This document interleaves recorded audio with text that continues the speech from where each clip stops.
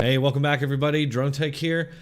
Today I have this amazing exchange at a hearing involving Matt Gaetz and a woman named Jackie Peterson, who was a witness for the Democrats during this hearing. And she gets questioned by Matt Gaetz about an old tweet that she made. And this is actually the tweet right here. She said this back in December 3rd of 2020.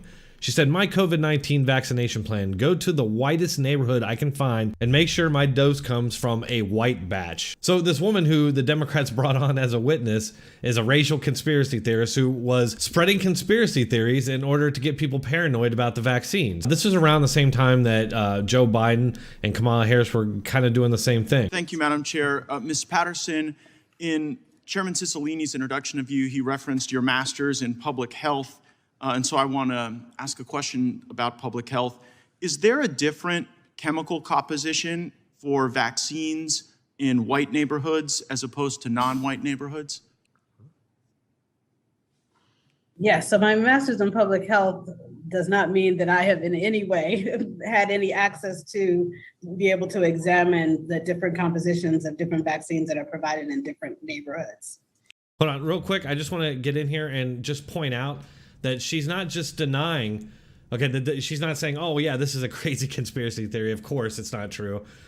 No, she's actually doubling down already before he's presented the tweet to her. I'm not sure if she remembered it at this point, but what she's saying is that she just hasn't been able to get her hands on the evidence, get it in there to look at these vaccines to see if there are special vaccines just for white people. So, do you have any basis to believe that the vaccines being administered in white neighborhoods versus non-white neighborhoods are different? I don't have any basis to even begin to evaluate that question because, again, I don't have access to the data, samples, or anything like that. What about the batching process? Is is there something called a white batch of vaccines as opposed to a batch of vaccines that would be intended for non-white people? Not that I've heard of. Not that you've heard of. It's interesting. I found a tweet of yours from December 3rd, almost a year ago today, 2020, where you tweeted, "My COVID-19 vaccination plan, go to the whitest neighborhood I can find to make sure my dose comes from a white batch." How should we think about that tweet? As the humor that it was intended, albeit kind of a dark humor in terms of the reality of the Oh, she was just joking, guys. She was just joking. Tuskegee experiments and so forth in our community. And so there was a whole string of commentary that we had following from that about how it was a shame that we even have to think in these types of terms. So that's where it would seemingly be more of a shame if we thought in these terms without a basis. And I understand people, put things on Twitter sometimes that are jokes. And I noted in response to your tweet, an account called Urban Dashboard replied, "You have a great sense of humor, but too painful to laugh at that joke." And then you replied, "I know, it's all too painful all day, every day. And as I said, I was barely joking because it's real!" Exclamation point. Yeah. Yeah. Okay, so, she just got done saying that, "Oh no, when I tweeted this, I was just joking."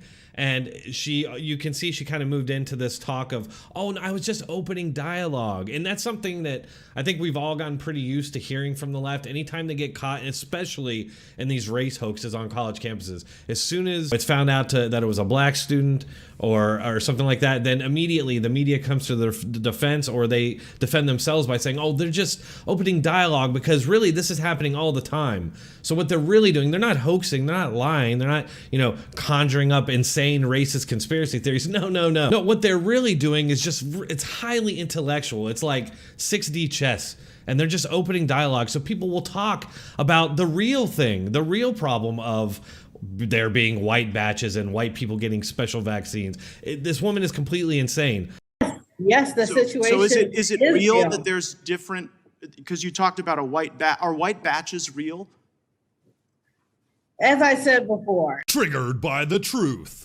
that the reference was putting in context this larger conversation about the differential access to affordable and quality healthcare in our communities. No, but so it's not. Okay, the vaccines are free to everybody and they're available to everybody. You can go to like CVS, CVS or a grocery store and get them. So it shouldn't be taken literally. Oh, it shouldn't be taken literally. Okay, well, then I guess my question is, you gave testimony today about your concern over the monopolistic sharing of information, about the criticality of the input of public interest groups, about how we have to stop the politicization of agency decisions. Do you think it damages public health, and do you think it damages the credibility of public interest groups like yours when you put out that your personal vaccination plan is to go to the whitest neighborhood so that you can ensure that your dose comes from the whitest batch? Absolutely not. Because you don't think that's dangerous? Is that misinformation? So how do I know if a batch is a white batch? If I wanted to follow your vaccination plan and I wanted one from the white batch too, where would I go? Again, you're being facetious, and I've already responded to the question. What?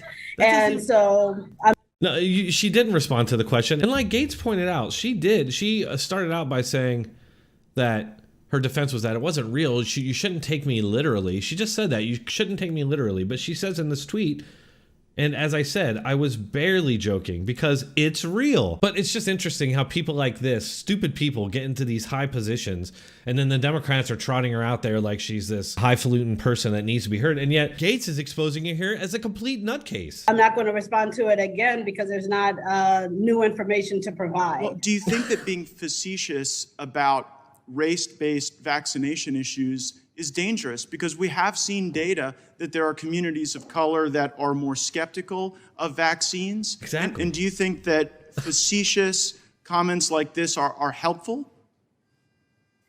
So I think that they're important to raise a dialogue about why it is that people are more skeptical. I think it's important to raise the dialogue about how we can. I only have a few moments left. So you're interrupting me. Yeah, I'm interrupting you because I don't have a few seconds left. No, you're asking me a question. What's the most important part of the dialogue to understand from a white batch? I think it's not really a legitimate seeking of information when you're breaking in when I'm actually responding to the question. It's always legitimate to ask witnesses before the committee about their own. But it's not legitimate to interrupt when someone is trying to explain. Since it seems to be causing some consternation, do you regret having sent it?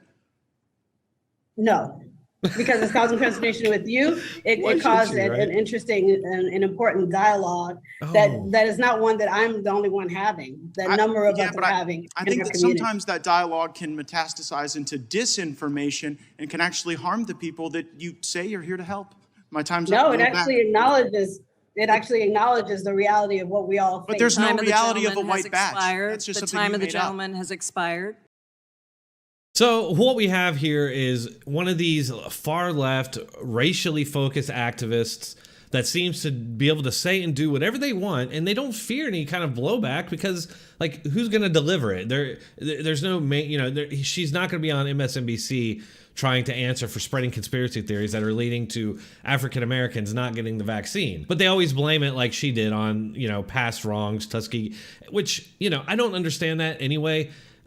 Because if you look, the media will break down and they'll separate vaccine hesitancy if you're non-white, saying that, they have a reason not to trust government, but white people, they don't have any reason, which is absurd. I mean, there's been plenty of examples throughout history where the American government has mistreated white Americans. So it's not like people don't have a reason, no matter what color they are, to not trust the government. And it's so typically left-wing Democrat to believe that when you're making up these conspiracy theories like she did, that there's special white vaccines that are getting shipped to white people. So, the one that you're getting, there's something wrong with that one. And around the same time, you had Biden and Nancy Pelosi and Kamala Harris all kind of echoing that. And even people on MSNBC like Joy Reid. Joy Reid even at one point questioned, if they could trust the vaccine when Trump was president. But then suddenly when Biden's president, all that goes out the window. But the point is, all we hear about is how dangerous misinformation and disinformation are.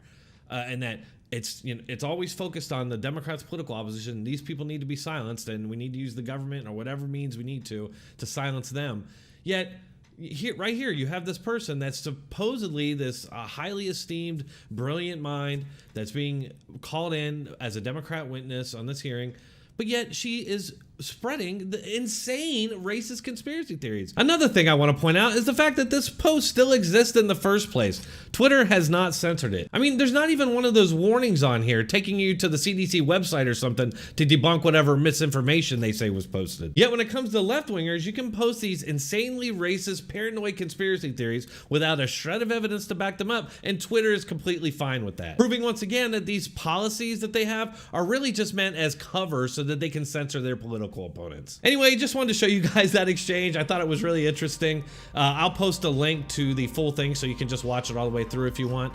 As always, thanks for watching. If you enjoyed it, please hit that like button. Also, check out preparewithdronetek.com. If you don't have an emergency food storage, now is the time to start one. If nothing else, I mean, you may never use it, but guess what? You'll have peace of mind that if something does happen, you'll be ready to face it. So as always, if you like this video, hit that like button and let me know what you think in the comments.